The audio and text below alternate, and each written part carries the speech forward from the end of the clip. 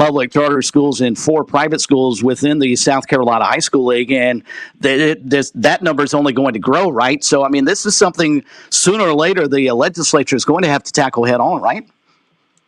That or, the high school league gets some sort of approval. I mean, they have to do it, but in listening to the thing and with the representatives and everything, there's a lot of, they're hearing from their constituents too. They want to do something. They thought this would help, but obviously it was voted down. But they're trying. I know there's a lot of lawmakers that are trying and trying to do what they can. And obviously there's not an easier solution. And even if you do some changes, Georgia went this year, I think, to a multiplier, which was every one person outside your district that goes to your school that counted as 3 students, and they went multipliers for city schools and the private, and the private schools and city schools still ended up winning the majority of the championships in the lower classification. Oh, no. There's no easy. There's no easy solution, but something definitely needs to be done, because you said there's charter. American Leadership Academy is starting next year here in Lexington, and then the one in Myrtle Beach area is starting also, and then the following year, American Leadership starting another one in Greenville, and then Mountain View Prep is starting in Spartanburg the following year. Then, so you're going to have 19 or. Yeah, it's going to be 19 charter schools, and you got the 3 private schools as well, or 4 private schools. Lou Bates-Jack joining us from the state here on Sports Talk. Lou, I find it interesting that anytime I bring this topic up with people, their background seems to really color their opinion. My example is I went to a very large public high school in South Carolina, and I feel like if you went to a Wando or a Dutch Fork or a Dorman or a Stratford, this may hit differently than if you went to a small school that I think is more directly affected by this. Gaffney and Dorman and Wando, they're just going to play each other, right? But it seems that the small schools are the ones that are directly affected. Is this something that will come home to roost at larger schools as well? Are you finding that as well, background of people may have to do with what their opinion of this problem is and how urgent it is? Yeah, because it doesn't affect, the 5A schools, 4A schools, because they're all the charter public, or the private schools are 1 and 2A. So, the 4 or 5A schools don't, unless you're getting some kids, you're losing some kids. Like Wando, losing kids to Oceanside, and there, and then now, Lexington, River Bluff, White Knoll, they're going to lose some kids to American Leadership, and kids at Airport and BC have lost kids to Gray and other schools. So, but it's really not a bigger school problem. It's mainly dealing with the smaller schools because they're in that, and they make sure they cap with their enrollment that they don't go above a certain amount. So, it's definitely a small school classification, unless, like you said, if they would move these schools to 3A, 4A, and then they're still winning, then what? Then you might. Then what do you do then? So, but right now it's mainly with the smaller schools, smaller classifications. Scoop, if we get to that point where, let's say, they use the multiplier and a school that should be a 2A school, for instance, ends up playing at 4A and starts winning championships at that level, will that ultimately cause a split? I realize the charter schools are public schools, so under bylaws, they belong inside the South Carolina High School League. But if we get enough, let's say 20, 25, perhaps 30 on down the road, that they could field their own level, not SCISA, not public schools, but maybe play their own charter school, is that charter school league, is that the route that ultimately you could see happening? That could be. That's definitely one, I think, that is a possibility down the road. It would be maybe just put in as a 6 classification, maybe, I guess. Okay. If you want to call it a charter school, or you want to go with 6 classification or whatever, or just keep the 5 classification, but one of them would just be all, charter. Yeah, that's definitely a possibility, and it has been discussed. And you see, it's interesting. like I said, there's no easy solution and everything, but that's definitely one of the things. The multiplier, like you said, the multiplier, though, could be hit or miss. But I think people are hoping maybe that's the response you usually get. Hey, well, why don't they just play in their own? Yeah. Hey, why don't they go to Skeeza? They're not going to Skeeza. They're just not. I mean, they're just, because like you said, they are public schools. It's just not traditional schools that people are used to, and there's going to be more in that, and it's just, I think you're just going to have to find a way, a happy medium to deal with it, and right now, no one really knows what that answer is. Let you get out of here on this because I'm a bit confused. Why did the proviso why did this end up in the state budget to begin with? Is there funding that would actually go through this? To me, it seems like I get it. It's not just athletics. We focus solely in on that when you and I chat. But why did this fall under the budgetary process with the State House? It just, I guess, has been. I mean, it's been in this for, I forget, so many years that they put it in. I don't know if it was before the lawsuit or after, and it just gets I mean, I think you're right. I think it has a lot to do with the funding because it's out of the budget. I mean, these schools are getting money. So, I mean, because they are public schools and they do get money in that. So that's I believe you're 100% accurate with that. Lou, let me ask you one quick bonus round question, because I think our hesitation about having a small school by enrollment play a larger school is really about football and physicality, because a 2A baseball school can play a 5A baseball school. Nobody's going to get hurt. But in football, your concerns are about the numbers. So I won't ask you about specific teams, but if a good 5A, a good solid 5A football team played 4 quarters against either a charter league school or one of the academies that has had success, how does that match up physically? And should we be concerned about that? Or do you think they would be able to play at that level in terms of body count and the number of players they'd have available? Well, Great Collegiate showed they were a couple of years. Was it last year? 2 years ago, they went up to Gaffney and almost beat them. And you know how good Gaffney and what kind of program that is. So, yeah, can they do it on a weekly basis? I don't know, for one game or a couple games, yeah, I definitely think they could compete. But you're right, like the baseball, I mean, we saw Oceanside. Oceanside might have had the best team in the state in any classification this year. I mean, they were beating 5A schools and that easily. But it's football-wise, yeah, I don't know if they can compete on every level on a weekly thing, but for a few games a year, yeah, non-conference teams that are willing to play, because a lot of schools won't even schedule them now, and Gray's seeing that even in their own region. There's a few schools that have TBA next to their schedule on playing them this year, so that's a whole other issue. But yeah, I think they could play. Gray has shown, Oceanside has shown that they could play at least a couple games a year every week. That remains to be seen, and it's just we'll have to see what happens. It's a fascinating story, and it's not going away anytime soon. Lou Bajak, the prep sports coordinator. Yes, sir. Oh, was that just a no? It's not going away. No. What are we talking about now? I don't think. Until there's a solution, and even then, if there is a solution, I think it's just definitely a hot button topic, and people are passionate on both sides, and I get it. And they just try to find happy medium, and just try to listen to both sides and come up with something. Something definitely needs to be done, but we'll see what that is and when it happens and how quickly. Lou Bajak, the prep sports coordinator of the state newspaper, joined us here tonight. Follow him on Twitter at Lou@the_state. Scoop, we appreciate the time as always, my friend. Have a great weekend. Enjoy the baseball if they actually get to play, and we'll catch up with you again soon. Thanks, Chris and Smitty. Have a good one. All right, you too, buddy. Lou Bajak of the state newspaper. Smitty, this story is, as Lou bluntly pointed out, not going away anytime soon, and I'm not sure the decision by the State House is going to make a whole lot of people really happy.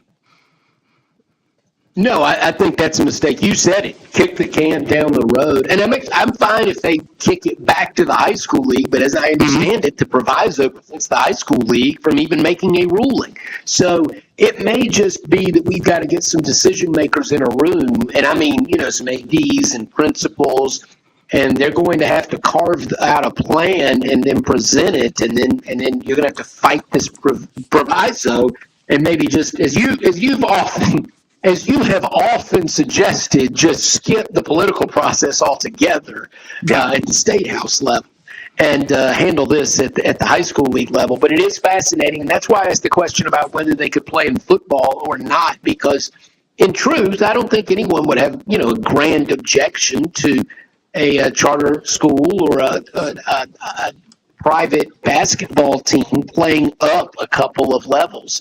But is it okay with football? And as Lou pointed out, Great Collegiate and others have proven they can do it. Oceanside Collegiate, they can do it. They can do it for a game or two. But would they agree to play a full schedule against a team that's going to have a larger roster? I think it's a fascinating question, and I think it's a debate. As you said, it's going to rage into next season and beyond. All right, where are they right now trying to play baseball down in Gainesville? We'll catch up with Phil Kornblut on the other side. Hour 2 of Sports Talk, straight ahead on this Friday night. By the way, before we do what's supposed to happen here, thank you for pushing the button. I thank you. Programming thanks you. America thanks you. WQXL Columbia, W264DF. Grills, outdoor kitchens, and fireplaces. Spring Sizzle starts with Bart. This is 107 The Point. News this hour from townhall.com. I'm Keith Peters reporting. Former President Donald Trump faces indictment on 37 criminal counts related to the mishandling of classified documents. Trump is getting a new legal team to handle this federal indictment.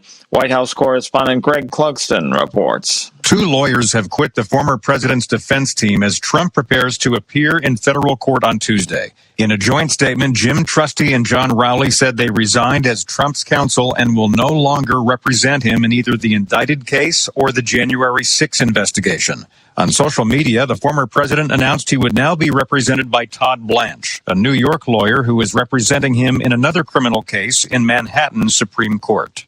Greg Clugston, Washington. Canadian wildfires are easing from earlier this week, but changes in weather patterns could bring hazardous conditions back to the U.S. Correspondent Jackie Quinn reports. It was a week of misery for many who live in the smoke-filled Northeast, but shifting winds are helping the smoke blow out to sea in the mid-Atlantic, says the EPA's Director of Air Quality Assessment, Chet Wayland. The good news is it's starting to clear up in some of the northern parts of the country, and hopefully in a few days it'll clear out down here in the mid-Atlantic areas as well. He suggests that people use their app and website airnow.gov, which pinpoints the air in your neighborhood based on zip code. You can actually take actions to protect your health in real time. He says people should review the color coding and the number of pollution particles per cubic meter. I'm Jackie Quinn. Russian President Vladimir Putin says Ukrainian troops have started their long-expected counteroffensive. His comments Friday that Kyiv's forces suffered significant losses came just hours after a string of drone strikes inside Russian territory.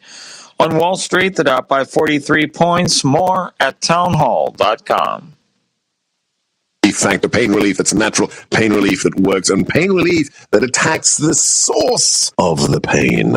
That's the experience of tens of thousands of Americans while taking Relief Factor right now. See their incredible video endorsements at relieffactor.com and then order your 3-week quick starter pack for just $19.95. That's less than $1 a day. Find out if it can work for you like it works for me by ordering your 3-week quick starter pack today. relieffactor.com, relieffactor.com. Be the next success story. You don't want to mess with the IRS. They have the power to garnish your paycheck, levy your bank accounts, and even take your home or business. That's all true. But thankfully, they're offering a way out. The Fresh Start Initiative. If you qualify, you could save thousands. The experts at Optima Tax Relief will fight to get you the best deal possible. And they have an A+ rating with the Better Business Bureau to prove it. Call Optima for your free consultation. Call 800-965-1433. 800-965-1433. Optima Tax Relief. For details, visit OptimaTaxRelief.com. France is reacting with shock after an attack Thursday where a man with a knife stabbed 2 adults and 4 children between 22 months and 3 years old, leaving the victims fighting for their lives. Correspondent Charles de Ledesma reports. Mes premières pensées vont évidemment aux victimes, aux jeunes victimes. Speaking after the horrific attack, the mayor of Annecy, Françoise Astorg, said, "My first thoughts are with the young victims. There are 4 of them, and there are also 2 adults. What happened this morning in Annecy is horrifying." Astorg also thanked security forces and emergency services for responding in record time. A prosecutor leading the probe says the suspect's motives are unknown, but did not appear to be terrorism-related. Police have identified him as a 31-year-old Syrian. I'm Charles de Ledesma. News and analysis at townhall.com. I'm Keith Peters reporting. On Point Weather is made possible by our friends at Palmetto Citizens Federal Credit Union on 107 The Point. And here's your weekend forecast. Another clear and cool night ahead with the low temp dipping to 58. Tomorrow, beautiful once again with sunny skies and a high temp hitting 89. Sunday, the clouds roll in and we'll have a 40% chance of some afternoon thunderstorms. Looking ahead to next week, high temps will remain in the upper 80s. Have a great weekend. I'm Brian Leonard with your On Point local weather. WQXL Columbia, W264DF. Grills, outdoor kitchens, and fireplaces. Spring Sizzle starts with Bart. This is 107 The Point. Please press button now. I said to, genius. Welcome back to Sports Talk on the Sports Talk Media Network. You can reach the guys with the South Carolina Education Lottery lucky number, 888-898-2525. That's 888-898-2525. Now back to Phil, Chris, and Pat with the second hour of Sports Talk on the Sports Talk Media Network.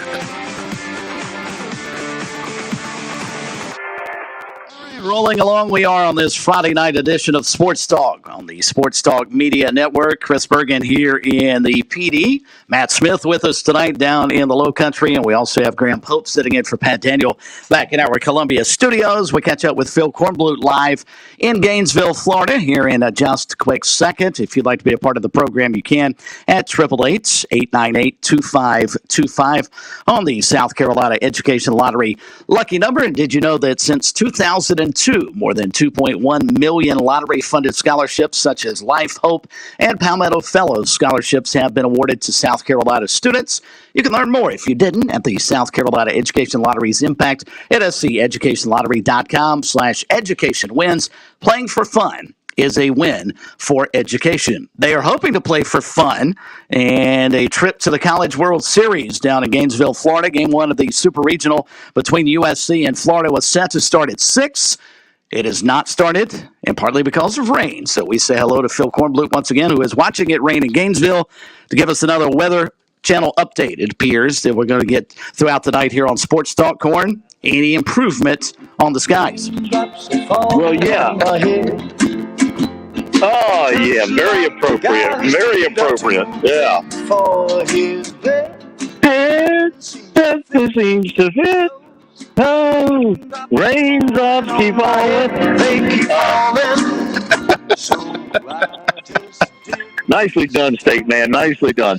Yeah, you mentioned the guy from the Weather Channel. That's me. I'm standing out here, and it's a hurricane, and I'm tethered myself to a light pole, and if you are watching on the Weather Channel, you'll see me being blown hither and yonder. No, I'm kidding, of course. It's nowhere near that. In fact, it's just drizzling still a little bit. It is drizzling. The clearing that I have been wishing for is starting to move in on the area. So I think conditions are improving, and I think we're going to have baseball here within next 90 minutes, I would say. I don't think before 8 o'clock at this point. Might be looking more like 8:30, 8:45. Wouldn't hold me to it totally. I'm just guessing here. But, I mean, once everything is clear enough for the grounds crew to get to the field, they got to take the tarp off the field. Then they have to prep the field. That's going to take a good half hour, 45 minutes on its own. So we're not even near that point yet. But I think the encouraging news is, as I walk over here to look out to the back of the stadium, we're seeing much more clearing coming this way. I see a good patch of blue sky. I think once this gets out of here, it's pretty good for the rest of the weekend. based on what I saw in the forecast earlier in the week. Just today, and you might recall when we had Mark Kingston on with us earlier in the week, he said, he didn't think they would start until tomorrow for two reasons. A, he thought the weather today would be iffy. He was right.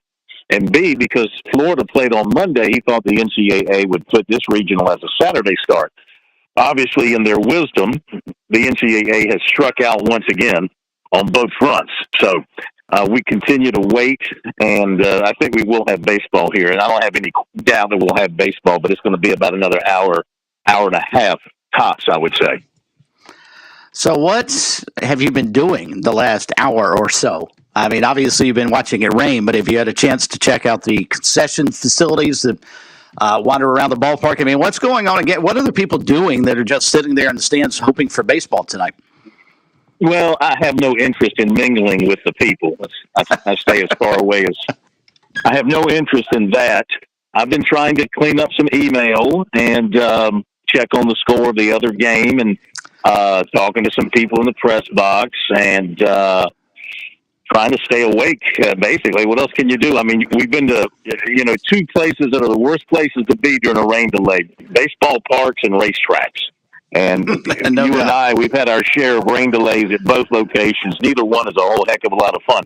Now, we don't have any, at a race car, at a NASCAR track, all it takes to get the fans excited is just crank up the blowers. When they hear the blowers crank up, then they get excited. It's like, okay, we don't have any blowers here, but I'm sure as soon as they see some of the Florida grounds crew get out there and start messing with the tarp, they'll have an idea that we're getting ready for baseball. So, I don't know, you're a baseball player, and it's not like football or basketball where at a set time you're going to start a game and you're going to be, geared for that and emotionally peaking. Baseball players, they understand rain delays. They're used to it. It's part of their natural day. Any given day, they're going to be in a long rain delay. So I'm sure these guys are hydrating themselves, relaxing, whatever, probably napping, and but they know how to deal with this sort of stuff. So I don't expect it to impact either team. I expect them to come out and play to their abilities and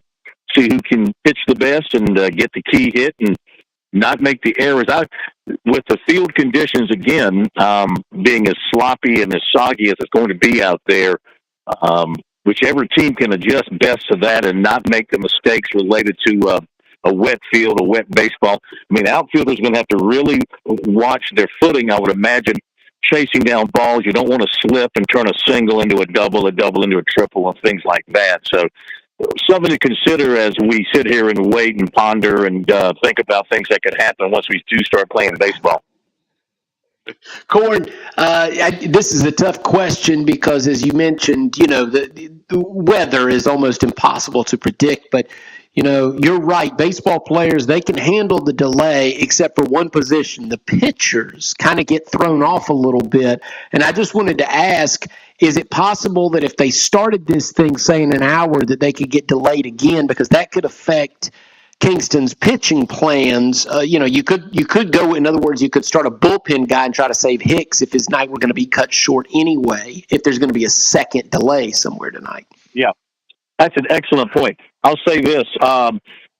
Neither team got in any pregame workout, so it's not like pitchers were in the bullpen and then you had to, unless they were doing it, a couple of hours in advance, which I don't think they were.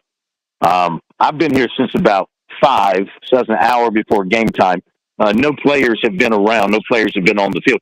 They might not have even left the hotel. They might have known this was going to be the case. They might have stayed at their hotels. I don't know for sure. I did see a bus parked outside, so that maybe that was the Gamecocks bus. I don't know. But I don't think they ever got started with any kind of warm-ups to where they, as you mentioned, they sort of started their routine and then it got interrupted. That hasn't been the case.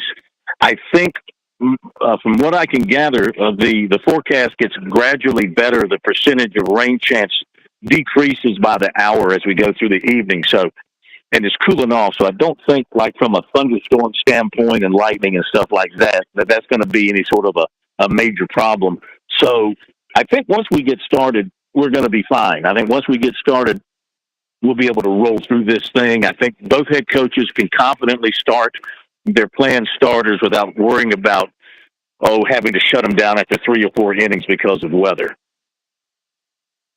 Well, we hope to have baseball tonight. I didn't want to send you down there to do nothing, so we appreciate you chiming in. We'll check back in with you at the bottom of the hour and let you toss it to some golf to close out the week. Indeed, I should have brought my clubs. I could have gotten in a good 18 down here today. But I'm here to work. When you send me on the road, I am the worker bee. I am here to uncover things that other people have not uncovered. All right, buddy. We appreciate it, Phil. We'll talk to you shortly.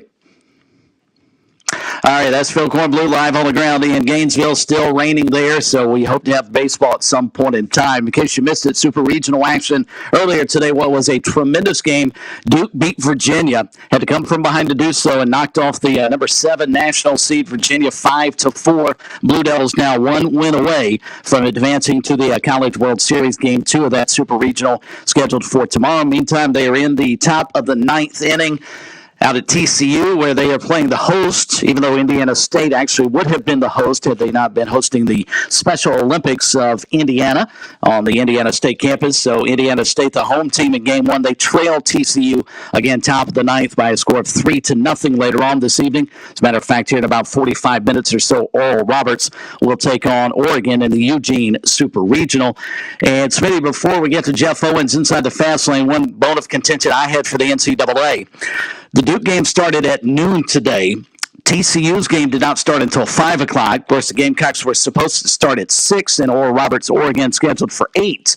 Why not divvy this up where you had, say, the South Carolina-Florida game, if you will, or TCU-Indiana State, just pick one, play at 3, then have a game at 6, and then have the one out on the West Coast at 9 o'clock tonight.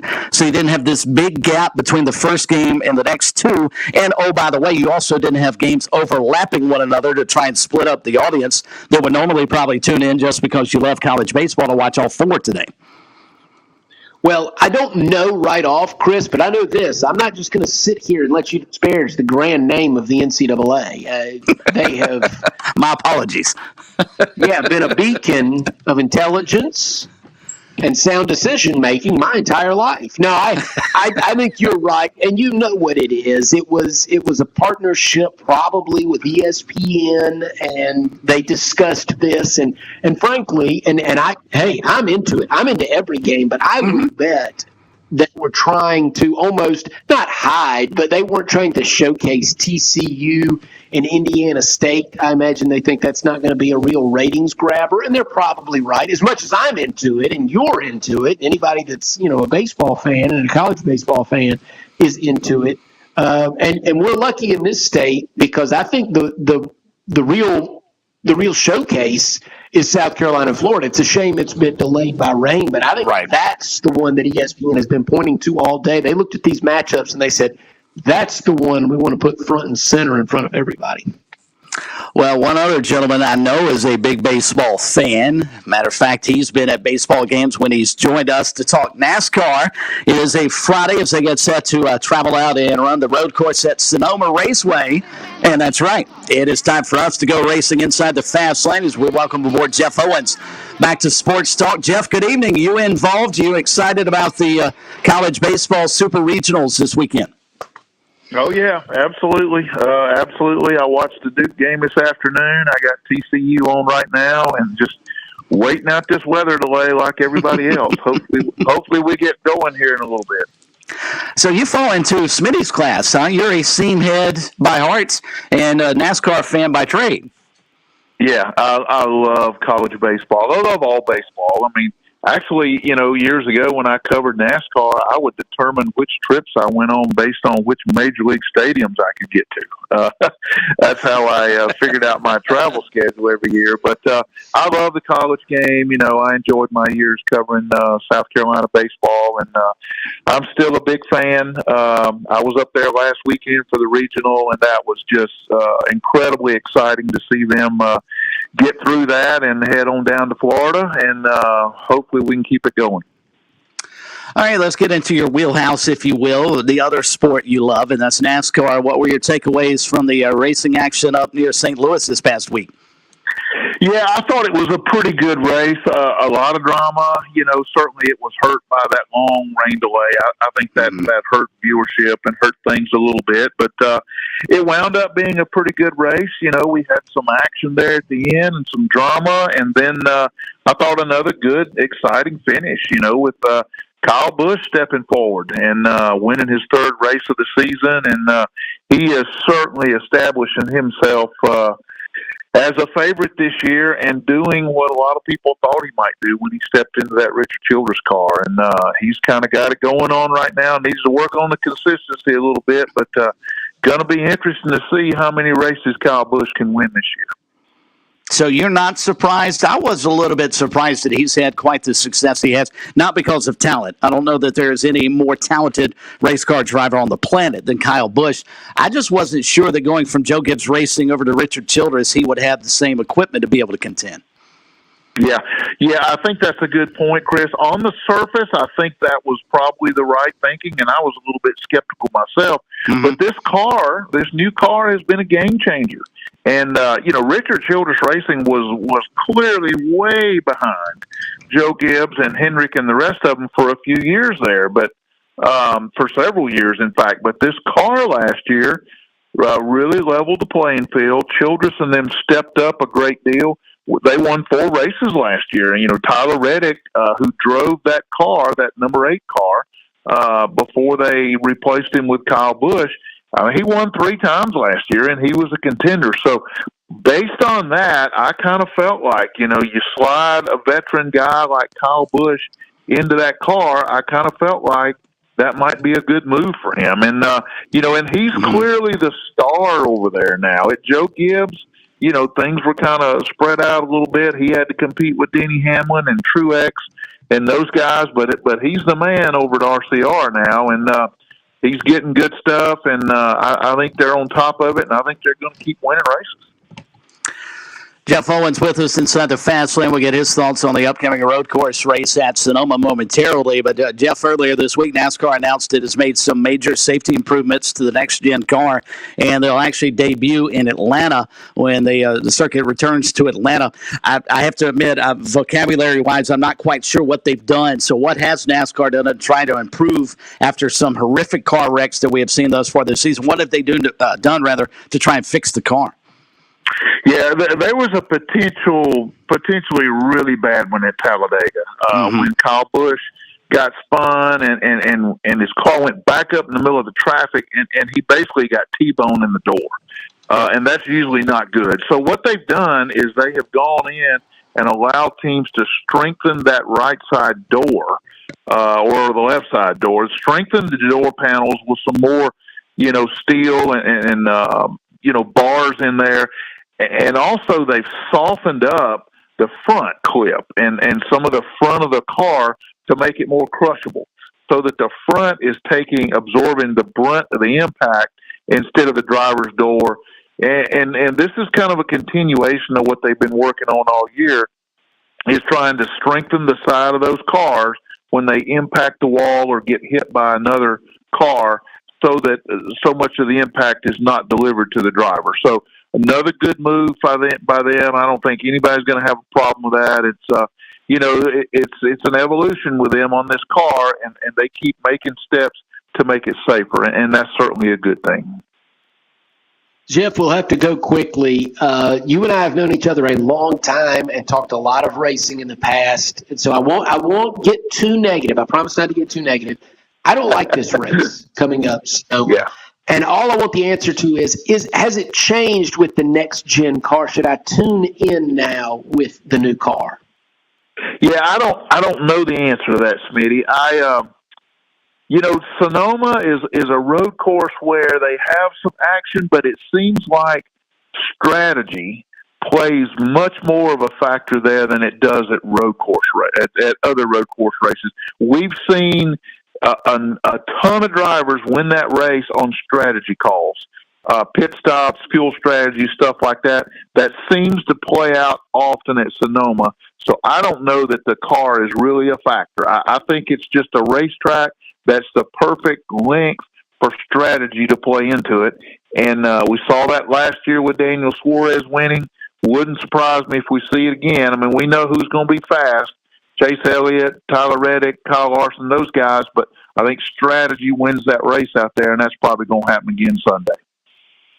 Jeff Owens in the fast lane, always terrific information for us on the NASCAR circuit. They run in Sonoma this coming weekend. Jeff, we appreciate the time as always, and we will catch back up with you next week, my friend, talk more inside the fast lane. I have to ask him too, Smitty, when we get him on next week. I want to get his take on if you're Sonoma, and I agree with you, I'm not a big fan of road course racing in general. I have to ask him if he thinks Sonoma should be concerned about the street race coming to Chicago. So we'll get him.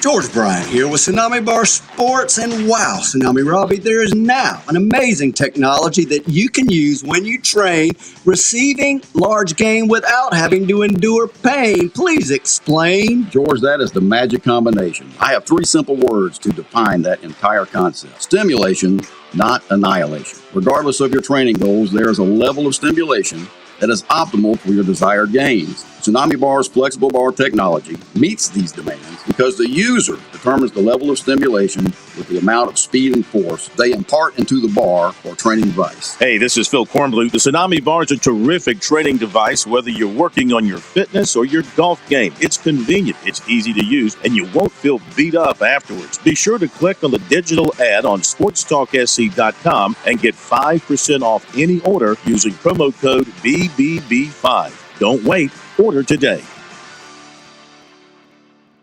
If you're looking to stay hydrated this summer, turn toward a southern favorite, sweet South Carolina watermelons. One slice is equivalent to a glass of water and is just as effective as sports drinks for hydration. If you don't believe us, you can ask the Palmetto State's top football teams. The SC Watermelon Association will be serving up slices after summer practice to keep our teams fueled and hydrated. Visit scwatermelon.org for all the details and look for ripe South Carolina watermelons in your hometown. Life, it has its ups and downs. Sometimes it's little things like hitting every red light or dropping your cell phone. Maybe it's the bills, rent, or pressure at work. But when it comes to the South Carolina Education Lottery, you should never feel like playing will solve everything. The lottery is a game. It's played for fun. So set a dollar amount. Expect not to win and make sure responsibilities, family, friends, and work come first. Visit PlayResponsiblySC.com. We've got rates worth bragging about. Founders Federal Credit Union is offering our 12-month certificate at a 5.04% annual percentage yield, or APY, and our 12-month IRA certificate at a 5.30% APY. Don't miss this opportunity. A $500 deposit is all it takes to make these great rates work for you. Rates accurate as of June 1st, 2023. Learn more at foundersfcu.com/dividend-rates. Terms, conditions, and restrictions apply. Membership qualification required. Federally insured by NCUA. Hi, folks. This is Mike Morgan. I want to tell you about an exciting new product from my friends at Vision Air Solutions. Staying healthy in my line of work is so critical, and probably in yours as well. A large factor in all that is making sure we're breathing in healthy and safe air every day. That's where Vision Air Solutions comes in. They make sure your home has air purification for all the air pollution you can't see. Viruses, mold, bacteria, stale odors, cooking smells, and volatile organic compounds. They make sure your home is full of clean air and also offer HVAC duct cleaning and sanitation as well. Make sure you and your family are breathing clean air today by giving Vision Air Solutions a call today. 803-220-1811. That's 803-220-1811. Tell them Mike sent you.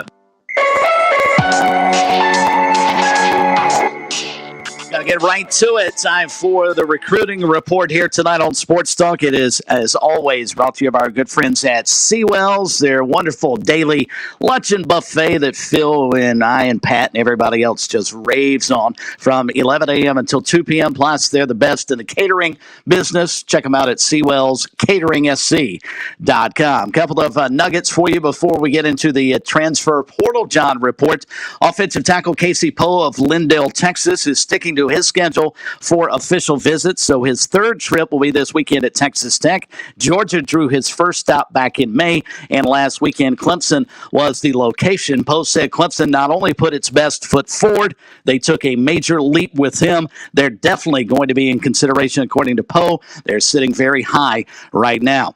Clemson head football coach Dabo Swinney doesn't normally need help on the recruiting trail, but every now and then a presidential favorite might come in handy, and it certainly appears to have made an impression on one elite offensive lineman this past weekend. Offensive tackle Fletcher Westphal of Leesburg, Virginia, was on campus as the Tigers hosted more than 20 of the nation's top 2024 recruits for official visits last weekend. He got to meet with President Jim Clements and said that was really, really cool, and said they stand pretty high. Speaking of the Tigers, they set the ball really high for the next upcoming visits. He'll be at Georgia this weekend, Florida on June 16th. Plenty of scheduled USC official visits for this coming weekend include D.D. Holmes, the defensive end out of Washington, D.C., Nasir Johnson, a defensive tackle out of Dublin, Georgia, also Caleb Harris, a safety out of Alabaster, Alabama.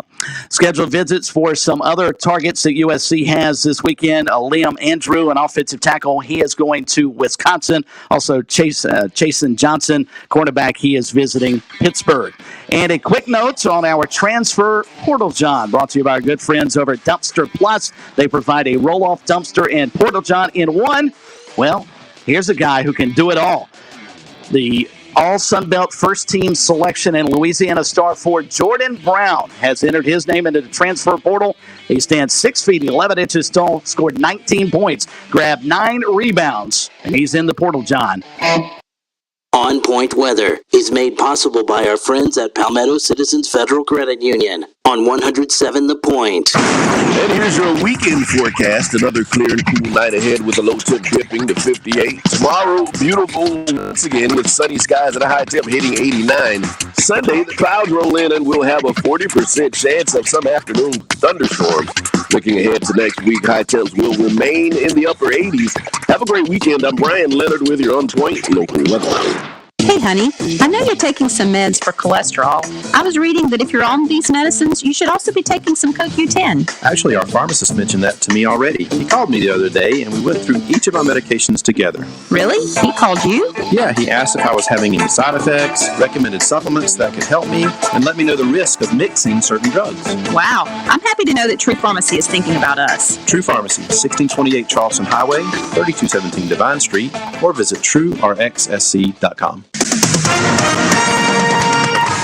With SRN News, I'm Keith Peters reporting prosecutors say Donald Trump improperly stored at his Florida state sensitive documents on nuclear capabilities, repeatedly enlisted aides and lawyers to help him hide records demanded by investigators, and cavalierly showed off a Pentagon plan of attack and classified map.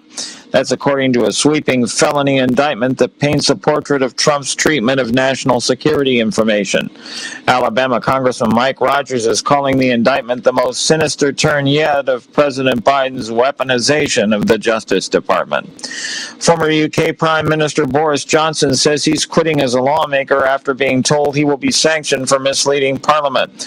Johnson quit on Friday after receiving the results of an investigation by lawmakers over misleading statements he made to Parliament.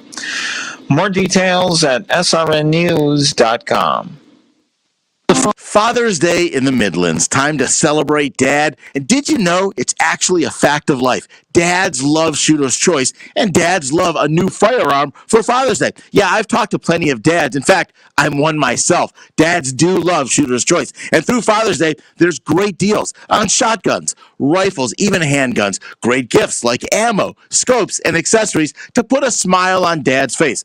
Uh-oh, you're not sure what to get? How about a Shooter's Choice gift card or a day at the range for you and Dad to bond together? Let the friendly and experienced experts at Shooter's Choice help you out. You know, they're actually hunters. They actually shoot. They're great folks working there. This is the time of year to get outdoors. This is the best time to think about the perfect gift for Dad, Father's Day. Hey, online, you can browse at shooterschoicesc.com or come on down to Shooter's Choice, Sunset Boulevard in West Columbia. Make your first choice your best choice. Make it Shooter's Choice. Are you getting a tax refund? You've been waiting to put those new hardwood floors in? Or is it that luxury vinyl plank that's so hot right now? It's time to call the flooring department. Stretch your dollars here. The flooring department doesn't have a huge multi-million-dollar showroom to pay for. They keep your prices down and your quality up. Look, we all buy from the same manufacturers, so why pay more? Online at theflooringdepartment.com or call 951-3567. That's 951-FLOR. Are you worn out from wall-to-wall political talk? Instead of hearing more about the stuff in Washington that's mostly out of your control, I'll give you the tools to actually take control of your money and your life.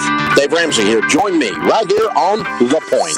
I'm live and taking your calls weekdays at 2 p.m. I'll teach you how to get on a written plan that actually works, get out of debt, and build wealth. Weekdays at 2 p.m. The Dave Ramsey Show at 100.7 The Point. Hi, this is Kevin Cohen. I'm the owner, the general manager here at The Point. One of the most valuable lessons I've learned is to partner with great people. To that end, I'm looking to partner in the upcoming months with like-minded business owners, people who want to grow their respective businesses. Would you consider meeting with me in the very near future to discuss how The Point can partner with you so that you can exceed your own expectations in the coming year?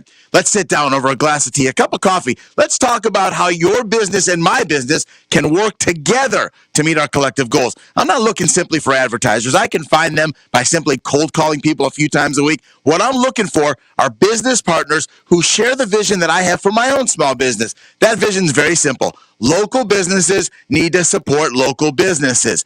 Period. If you have an interest in telling people about your business via the radio, let's make it happen affordably and local. Call me directly, 563-8558, 563-8558. I'd appreciate the chance to meet with you. Maybe we can help each other.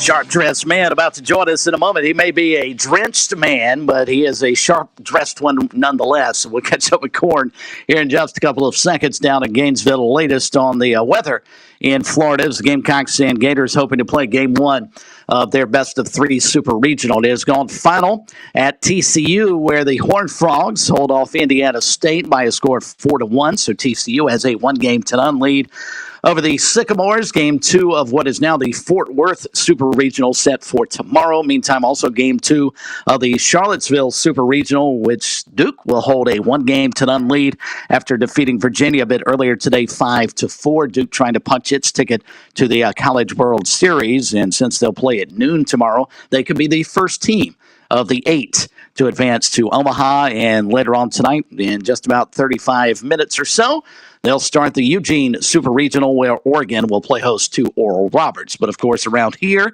we're keeping a sharp eye on two things. First off, Gainesville, Florida, and the University of Florida's baseball facility, as they are hoping to host South Carolina in Game 1 of the Super Regional. The other thing we have Corn keeping a sharp eye on, that's the weather. Corn, has there been any improvements on the weather, and are we getting closer to first pitch here tonight between the Gamecocks and Gators? Yes, sir. I'm going to keep this brief so you guys can get to George and Robbie and get into some bogeys and birdies and biceps. I brought the bogeys down here to Florida. So, yeah, I don't have a start time. There's still no start time. I can tell you it looks like conditions are improving. I mentioned the clearing behind us. It's now kind of encircled the stadium. There is an area of overcast, heavy-looking skies over here to one side of the stadium. I don't know if that's going to become a problem or not, but the rain has pretty much stopped. It has gotten lighter looking, and so I think there's optimism that we're going to have baseball. I just can't tell you when.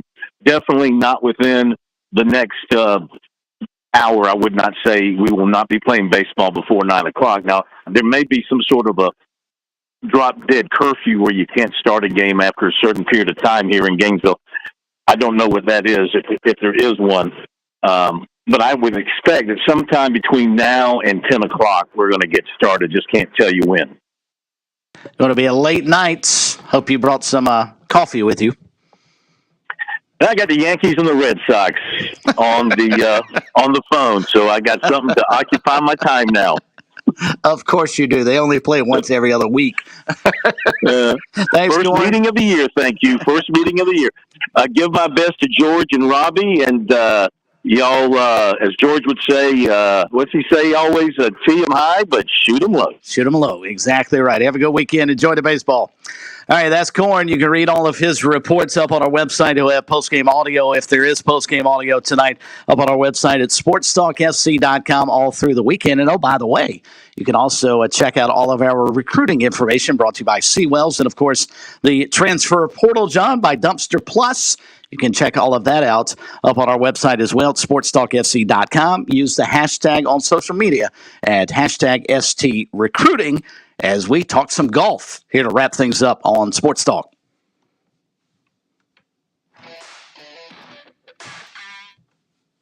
I thought we were going to have their lead-in music, Graham, and do we have it there? There we go. Little 4. How about that? Straight down the middle. It went straight down the middle. You know, this song has grown on me over the years. At first, I wasn't a big fan. I love that song now, and it's the perfect time to welcome in George Bryan III as we talk a little bogeys, birdies, and biceps all around South Carolina. It would actually be better to serve George with double and triple bogeys since I'm here trying to host and navigate through this instead of Corn. But how are you on this Friday evening, my friend? Oh, couldn't be better, and it's a privilege being aboard. And I'm actually in just across the way, just north of Jacksonville, so northeast of where Phil is, and it is doing the same thing over here. Actually, but I made no birdies today, but I didn't make any bogeys either. I was even par, chilling on the beach with my lovely bride, and had a lot of fun, just taking naps, watching the beautiful ocean, and thinking about speaking with you guys tonight on birdies, bogeys, and biceps. Speaking of biceps, let's tee it up with Tsunami Robbie. Let's go ahead and get him on the tee. Welcome, Robbie. Thank you, George. Great to be here again. Always fun to be with you guys. And boy, what a week in professional golf. Probably the biggest sports story of the week by far. Well, you know that's we hadn't mixed it up yet about this merger. However, it was forecasted. I don't think a lot of folks that are heard about it, but I don't think there are any real surprises. And Robbie, you and I, we've had a brief exchange. Corn, you guys in the station don't know what has been mentioned this week, but bring us up to speed. Where's your heart? Where's your mind? And where's this thing going? You know, and I mentioned this to Phil earlier in the week when this news broke. I guess, what was it, Wednesday when we found out? And also, George, I want to get your take from what your son has learned over the past couple of days being a tour player about the merger. But to me, it appeared that the PGA Tour capitulated a little bit and went for the money as opposed to standing on ceremony and standing on principle, maybe more so. Is that because I saw so many players that were almost blindsided by this announcement? Of course, we've learned since that there was fear that it may break before anybody could actually set the wheels in motion here. So maybe the PGA Tour got caught off a little bit off guard. But I just thought Jay Monahan has looked horribly in this scenario. And what was Wesley's reaction when he talked with you about this and his overall take on what his fellow competitors felt about this? Well, actually, I must be truthful. I have spoken quite a bit with him leading up, but none since this news is. Oh, really? And what I do know is he's very honest about what he may say publicly. There's very little that he would say publicly that is different than what's in his heart. So I know he's hurt, and you know the athletes on the PGA Tour. I know the ones especially that stayed. I know their feelings are hurt, but they're also upset. And you know what happens? These folks get into the tunnel. They're just trying to take care of what they do day to day, and I definitely can appreciate it. Having a few more years of experience in this world, from the very beginning of the news, I just knew this is going to happen because Giants been around a long time. Nothing new under the sun. There's nothing new under the sun. And in our world today, money, like Tiger Woods always says, cash is king, has been for a while. And, hey, while it breaks my heart, now here's what I believe. Now, with their pieces, everybody's hurt. Now, it's these kind of times that we figure out what direction to go in. And first of all, we got to get strong. Got to take it, accept it, and then let's get better from here. And there's a lot of talent out there, a lot of smart folks hanging around golf, and so that's initially how I react. About every time something good gets ready to happen, there's a little like plowing a field. You got to plow it up, and then something good will happen after you plant that seed, nurture it, and bring it along. Right now, I think the golf world is kind of plowed, and it's up to a few folks out there to grab hold, take ideas, leadership. Hey, there are a lot of good players out. I'm old enough to know that there used to not be an ABA. It was the NBA, and I'm old enough to know the ABA came along, and there was a bigger in football, and then in hockey. Although I don't keep up with hockey, but it's a big world. So I've taken up quite a bit of time. You throw your hat in the ring, throw your opinion in, Tsunami Robbie.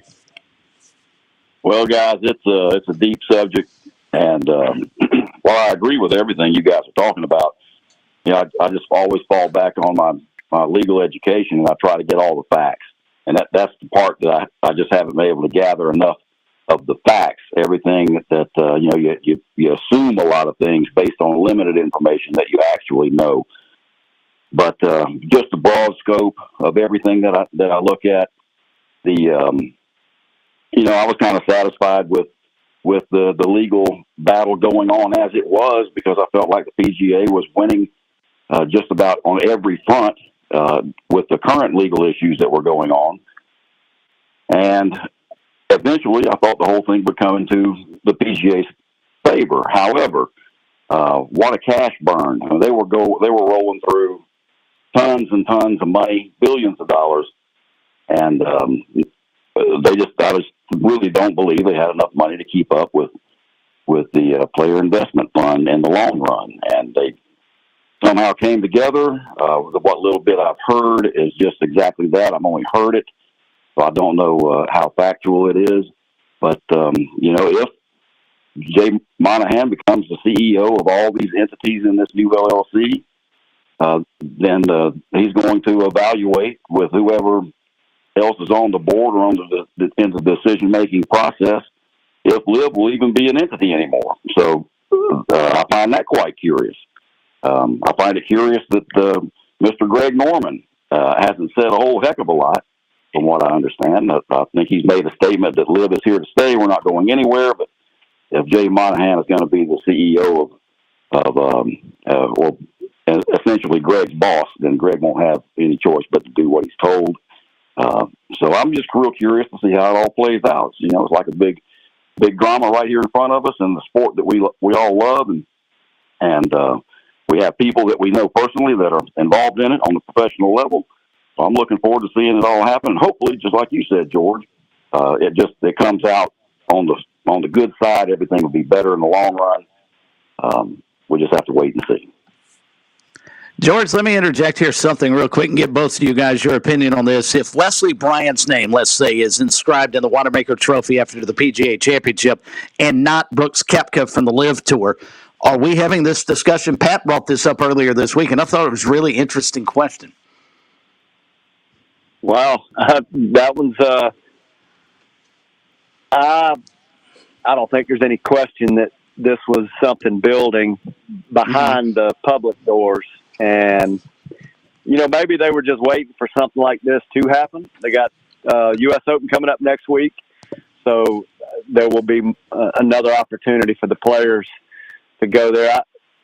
The timing, that definitely could have had some influence, no question. But I don't think it had gotten much past the summer. That's my shoot. Not much past the last major championship, and yeah, that's just my opinion. And there are other things that are going to happen, and I'm like anybody else. I'm curious to see more about how the players react and what they do.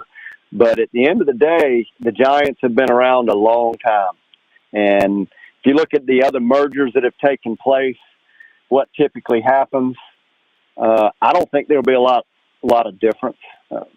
Takeovers have been pretty popular for a couple of decades now, hostile takeovers. So I don't think this one's as hostile. I think at this point it's not anyway. Like I said, we need a little more time, and then there'll be some people that come up with some great ideas that lead the game along and maybe even into a better place. So,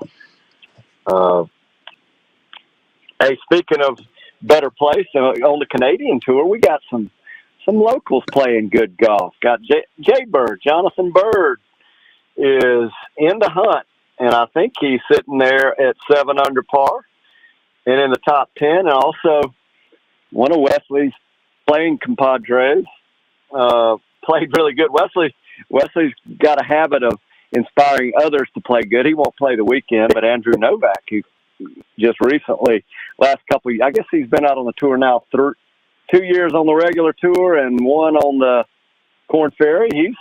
He's playing great at 7 under par, being led by Sion at 9 under par. But it's really cool to see a couple of locals in contention. And the Canadian Open's a great prep for the U.S. Open that'll be played next week. And that'll be a lot of fun to see. I'm not sure if in our era this particular golf course has been on TV. Shell's Wonderful World of Golf, I think, hosted this event. But we're talking going back into the 60s. I think I recall watching a video of that. Didn't watch anything live, but it was or recorded. But I'm really looking forward to watching that event next week. So, hey, on the Corn Ferry Tour, we had Trent Phillips last week. He lost in a playoff, but he's playing great again this week up in Greenville. So the BMW is being played right up the road at the Cliffs, and right now I'm having a hard time. My technology's not doing great, but I want to say, well, Thornblade was one of the host clubs. Maybe you guys are current. I know. Yeah, and that's a great golf course too. It's actually, George, I was going to say, it's actually Thornblade and Carolina Country Club are being used this year for the event. So it's not up in the Cliffs this year? No, sir. No, the Cliffs is out of the rotation this year. My bad, but Josh Teeter, who's a fine young fella, is at 16 under par, just lighting it up. We had Mark, let me see here, somebody else besides Trent Phillips. We have Matt Atkins from down in Aiken, not playing pretty daggum good at 7 or 8 under par. And then I'm looking at this leaderboard. There is Chase Parker, I think Chase Parker's from Augusta. He's in good shape. And I want to say another Clemson grad who was playing great last week. And it's complete whiff on that one. I'm not current with these young rookies, and I don't. Oh, he played great. He played great last week too. Drawing a blank. You guys aren't going to help me out with that. No, sorry about that.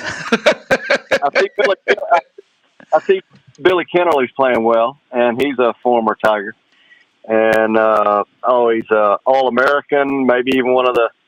Oh shoot! I'm looking the leaderboard now. He might not have held his own. He might have fallen off, but he got off to a good start this week. And hey, in junior golf, I'm going to go ahead and shift gears. We had Richard Anclario wins the Blade, not the Blade. He wins the Upstate Junior at Smithville Country Club. So He's a 2024 grad from Aiken, and congratulations to Richard and Aclario, and he shot 1 over par. I picked up some intel from that event, and Smithfields was playing extremely difficult. In second place, we've got, and Casey Cosney finishes runner-up with Hunter Warren finishing third. Hunter tied with Jay Monday from Greer, or John Monday from Greer. They both tied for third. So congratulations to these players. We got some of the best. In fact, the young fella that I'm just drawing a complete, and the whiff isn't getting any better, who played at Clinton, Bridgewater. He's from South Carolina. South Carolina still has producing some of the best junior talent in the whole country, in the world for that matter. Trent Phillips came up. I guess he graduated from Georgia this past year, and everything. And he lost in a playoff. Not remembering who he lost in that playoff to last week, but he is like I said, he's in good shape to win this event this week. So, are you thinking perhaps of Jacob Bridgman? Is it Bridgman, not Bridgewater? Yeah, that's it. Jacob Bridgman played well last week, and that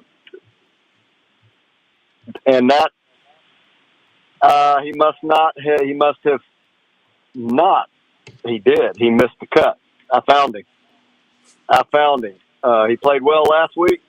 He was playing pretty well today when I checked on it, and not so good. Sorry about that, Jacob. Anyway, you got a little bit of radio coverage, and he's one of the fine young fella. And although I haven't watched him play, I've heard wonderful things about him. He's in good shape this year on the money list at $154,000, and I can't say that locks up privilege at this point. Not sure how that's shaking out either. So I'm not full of great information on the Korn Ferry Tour this evening. Well, I will ask you a question I'm pretty sure you can answer, and I think Tsunami Robbie can weigh in on this too in terms of perhaps the physical strain it takes on a player. Michael Fiegels, I'm sure you saw what he did yesterday at the BMW Charity Pro-Am, shot a 59 yesterday. He backed that up today. Now, I get it on two different golf courses, but he backed it up today with a 71. So, obviously, a much, much different round today than he had yesterday. George, in your playing career, how difficult is it to follow up just a tremendous round, 59 notwithstanding, with what I think most tour players would qualify as an average round at 71? How difficult is it to go back-to-back with just outstanding rounds of golf? Well, it's proven incredibly difficult, and this young fella has made 3 cuts, only 14 events.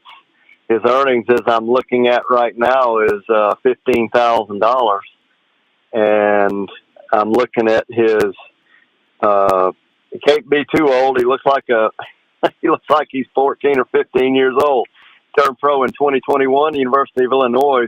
I can tell you a little bit about that program. They get after it when it comes to the fitness. And Coach Small up there is one of the best coaches in college golf. And my guess is the level of fitness had something to do with his ability to bring it back, follow that great roundup with super low round yesterday. I mean, my goodness. One of the things that happens, though, is your expectations of performance gets really high, and all of a sudden, before you know it, you're standing over the ball thinking about you should be able to hit that shot, and when it doesn't quite come off the way you react, it takes you off that pinnacle. But that is pretty impressive. I don't think, correct me if I'm wrong, but I don't think we've seen scores in the 50s yet this season. I think there have been a couple right around there. I'd have to go back and scroll through all the previous rounds, but I think you're right. 59, that may be a first so far this golf season.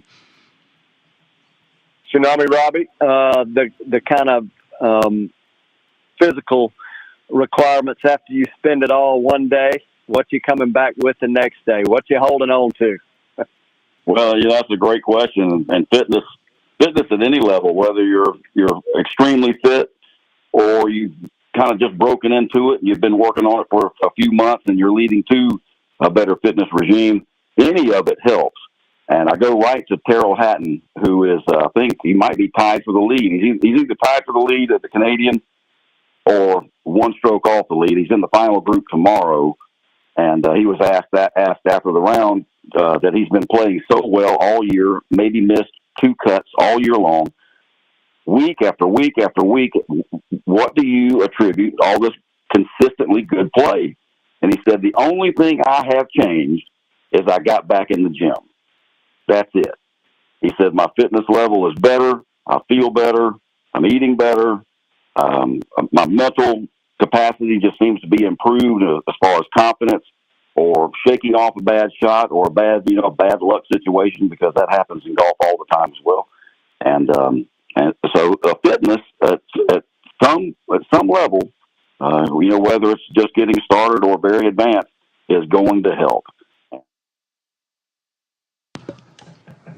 Okay. All right, guys, we're about to run out of time. George, we appreciate it tonight. Thank you guys so much for chiming in. Tsunami Robbie, as always, appreciate you guys and your update with Birdies, Bogeys, and Biceps, presented by Tsunami Bar Sports. Check out all their information up on our website at SportsTalkSC.com. The tarp has come off the field in Gainesville. Looks like perhaps an 8:30 first pitch tonight, South Carolina and Florida. By the way, it has moved television over to ESPNU. Enjoy the baseball, folks. We'll talk all about it on Monday here on Sports Talk.